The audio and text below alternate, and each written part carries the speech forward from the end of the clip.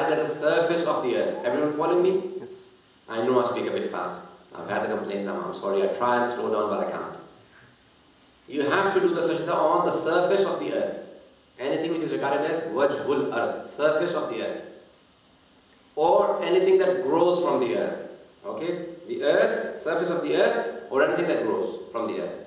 But which is not eaten or worn. غیر المعقول و غیر الملبوس.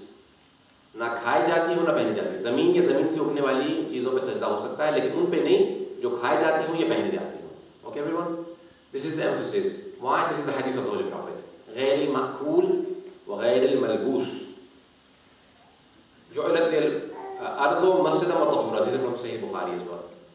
The earth was made for me a place of taharat, you know, masjida wa place of prostration, sajda, and a place of, you know, if you don't have water for wudu, then you can use tayammum. Okay, tayammum is done with earth. What is earth? The dust, yes, not when it has water mixed with it, obviously. So dust, sand, pebbles, clods, stones, marble, anything which is called as surface of the earth. All of these things. And things which grow from earth. So leaves, grass, wood, but not on a palm leaf. Why not? You know the palm leaf, the green leaf? Why not? Because many people eat it. Okay? So anything which is eaten or worn, you can't do sajda on it. Fruits and vegetables. Why you can't do the sajda on these things? Because namaz is to take you away from dunya, from this world, to Allah subhanahu wa ta'ala. It's the connection between man and Allah. Eating things and wearing things are connection between man and dunya. Man and in this world, that is the biggest connection. Eating things and the things that you wear. So you can't do sajda on those things, which are eaten or which are worn. Okay? Only and only. So on a carpet, you can't do sajda. You either get a wooden, you know, like a small tablet of wood or clay, and that's why you see all the Shias with clay tablets. Al-Hui in his Al-Bayan fi Tafsir al-Quran has given a long answer. I do not wish to go into it. He said, I was praying in the masjid of the Holy Prophet because it was carpet, so I placed a turbat, you know, like Sijdaga, or the tablet, you know, the clay tablet from Karbala, from the clay of Karbala. So he said, I was praying, and suddenly I felt that someone came and picked it up. So I was forced to do sajda on the back of my hand, and I finished, and I looked around, and there was this sheikh standing. I said, do you speak Arabic? He said, yes, I'm in Arab. He said, do you know that it is haram to pick up someone's property without their permission? He said, yes. He said, then why did you do that? He said, I'm sorry, but I was trying to save you from shirk, from associating with Allah subhanahu wa ta'ala. He said, how did you work that I was doing shirk? I was doing namaz. I was praying to Allah subhanahu wa ta'ala. I was doing masalah. He said, but you are doing sajda to an idol. You have an idol in front of you. He said, if you had paid attention, I wasn't doing sajda to it. I was doing sajda on it to Allah subhanahu wa ta'ala. Doing a sajda to something and on something is two different things. I can say the same thing that you are doing sajda on the carpet, so you are praying to the carpet. You are worshipping the carpet. He said, well, why did you do it on the tablet? So he said, I explained to him the ahadith and he was convinced. And he said to me that our people don't know. If they knew that, they would not reject it. They would not regard the Shias as mushrikeen. So he said, we had a long debate, 1.5 hours. He said to me that, send me books. He said, I'll go back to Najaf and I'll send you books. He said, this is my address, write to me and I'll send you the books. Send me your address. He said, I never heard from that Shaykh again. I'm not sure what happened to him. He probably went back and told his people that this is what I think the Shias are. I accept them as Muslimin and as people who are Muslims, and the people didn't like it probably. So we don't do sajda on anything which is eaten or worn. These are the three major differences. On the recitation of the second surah, we want a complete surah, leaving the hands open, and on the sajda. That's it. These are the three major differences. All the others are very similar. We have niyat, we have takbirat al-ihram, we have qira'at, you know, the tilawat. We have ruku, sujood, tashahud, salam. So we have everything else. Tartib and mu'alat, sequence, you can't change the sequence of the prayer. So everything else is same, but these are the three differences. Fasting, all those things which are eaten, worn, you know, everything which is haram in fasting, same.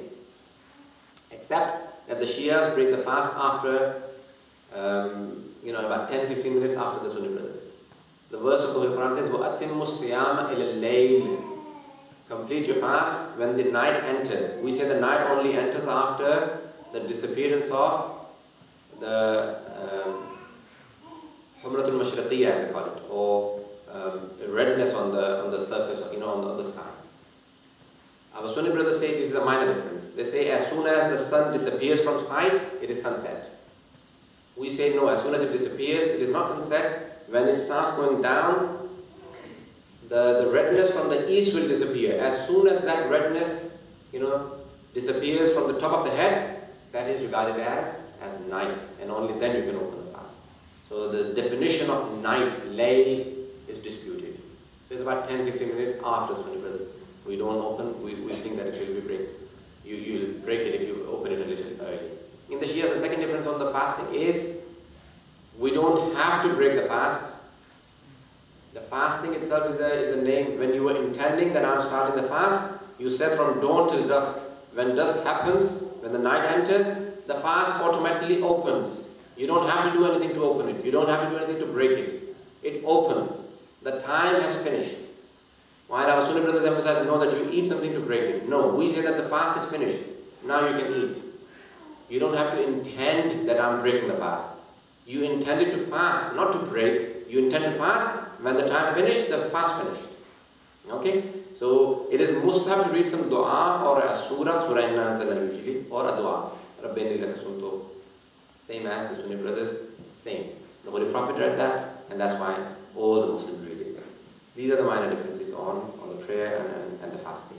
I told you all the differences, but the other things are the same. We all pray to Qibla. Qibla is Kaaba.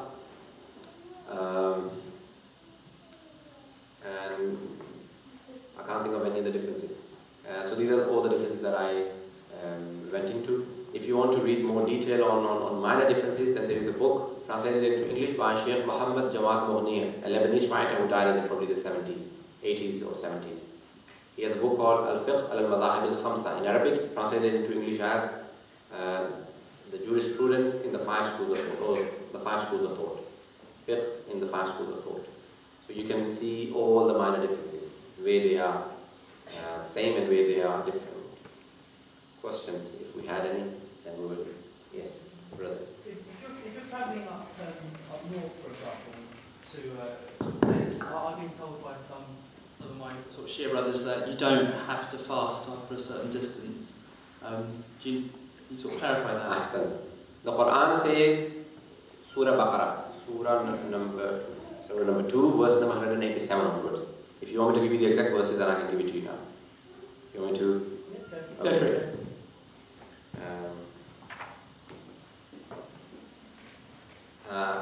The Holy Quran says, Ya ayyuhalladhina amanu kutiba alaykum as-siyamu kama kutiba ala alladhina min qablikum. O you who believe, fasting has been prescribed to you like it was prescribed for the people before you.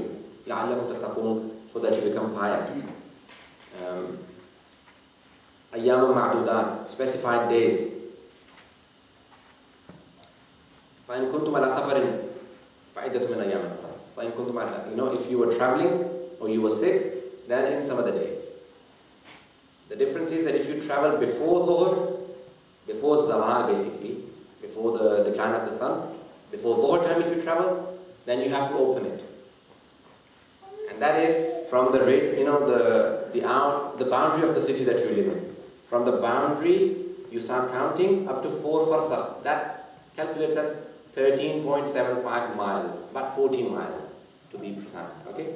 So from the boundary of the city that you live in, from there onwards you calculate up to 14 miles. As soon as you cross, your fast is gone. Okay? So the Holy Prophet said 4 farsakh. So if you, when you try, calculate in English miles, and 14 miles. If you travel outside the town, then that fast, if you travel before Dhuhr, has gone, you have to make up for that fast in another time. But if you travel after Dhuhr, it is wajib to complete the fast. So if you're traveling from London going towards America, and it happened to me once, may Allah protect us from that. So the day keeps becoming longer and longer. So the fast never ends. So it just kept increasing. When I got off in America, it was still 2:30 or something.